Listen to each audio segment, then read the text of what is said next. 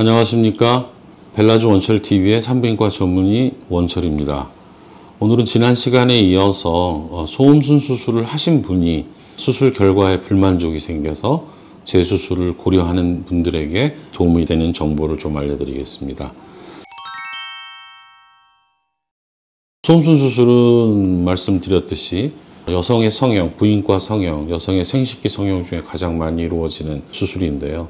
사실은 다른 성형과 마찬가지로 미용적인, 형태적인 변화를 요구하는 그런 수술이고 미적인 감각이 굉장히 필요합니다.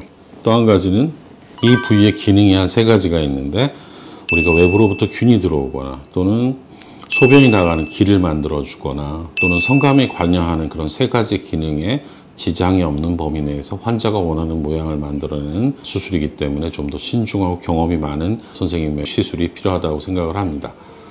모든 성형수술이 불만족이 생길 수가 있는데요. 가장 많은 소음순 성형의 불만족 사례라면 역시 수술 후에도 교정되지 않는 비대칭이 있을 수가 있겠습니다. 비대칭의 개념은 크게 3가지 3차원적으로 생각해 볼 필요가 있는데 튀어나옴의 차이가 교정되지 않았다.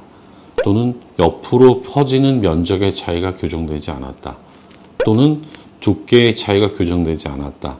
사실은 이렇게 세밀히 보면 이 외에도 있겠지만 이러한 3가지 조건이 다 맞지 않으면 양쪽이 여전히 짝짝이로 느껴지기 때문에 환자분들은 거기서 느끼는 신체적 불편감보다는 불만족, 내가 수술을 했는데도 불구하고 영 내가 원하는 방향이 아니라는 생각을 할 수 있습니다. 사실 이러한 수술은 환자분의 골반의 구조에 약간은 좀 차이가 원래 있었기 때문에 생겼던 건데 이거에 대한 수술 후에 그 결과에 대해서 충분히 예측할 수 있다면 처음부터 이런 문제를 만들지 않을 텐데 또 그런 반면에 교정은 그렇게 어렵지 않습니다.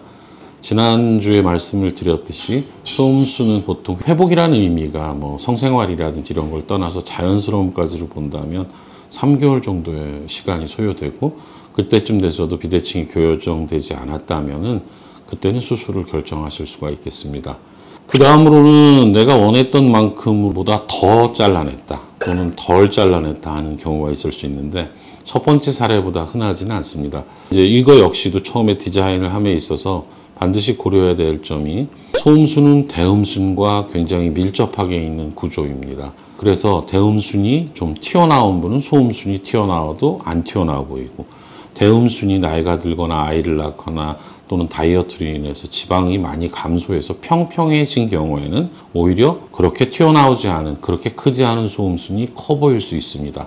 그렇다고 해서 소음순의 고유한 기능을 없앨 만큼 다 잘라낼 수는 없기 때문에 일정 부분을 남기다 보면 소음순이 충분히 절제되고 하지만 기능을 유지하는 선이라고 봤을 때 납작한 대음순으로 인해서 불만족할 수가 있습니다. 이러한 경우는 대음순을 오히려 교정을 해서 통통하게 만들어준다든지 요새는 여러 가지 주사 충전술에 의해서 교정할 수 있는 부분이 있기 때문에 이 또한 역시 쉽게 교정되는 부분이 있겠습니다. 마지막으로는 역시 주위 조직 중에 음액 부분과 음액 포피, 결국은 소음순의 위쪽 부분이 되겠는데 그쪽 부위의 그 연결 부위에 조화로움이 생기지 않아서 환자분이 불만족하는 경우가 있을 수가 있습니다. 이것은 그 중에서도 가장 간단하게 레이저 시술이나 또는 전기 소작기를 이용해서 큰 마취 필요 없이 짧은 시간에 교정을 할 수 있습니다. 단지 이러한 수술을 하고 나면 또 약간의 회복기가 필요하고 정상적인 어떤 성생활이라든지 이런 거는 조금 제한을 받을 수 있는 점이 있겠습니다. 기타 등등의 불만족 사례라면은 모든 성형 수술에서 생각할 수 있는 것들이 있을 수 있겠죠. 수술 말단 부위가 깔끔하지 않는다든지 밑으로 내려가면서 회음체와 연결되는 부위가 모양이 이쁘지 않다든지 이런 것들이 있을 수 있는데 사실은 부작용, 후유증, 신경손상 이런 것들이 생기거나 어디 혈관이 파열되거나 하는 문제가 아니라면은 환자분이 충분한 회복 시간, 3개월 이상의 시간 경과와 그 전에 어떤 조치, 충분한 마사지로 인한 혈류 개선이라든지 이러한 것들을 하고 난 다음에 수술하셨던 선생님과 상의해서 그 부분의 교정이 원하는 만큼 될 건지에 대한 충분한 상담을 하고 결정을 하셔서 진행을 하시면 될 것 같습니다.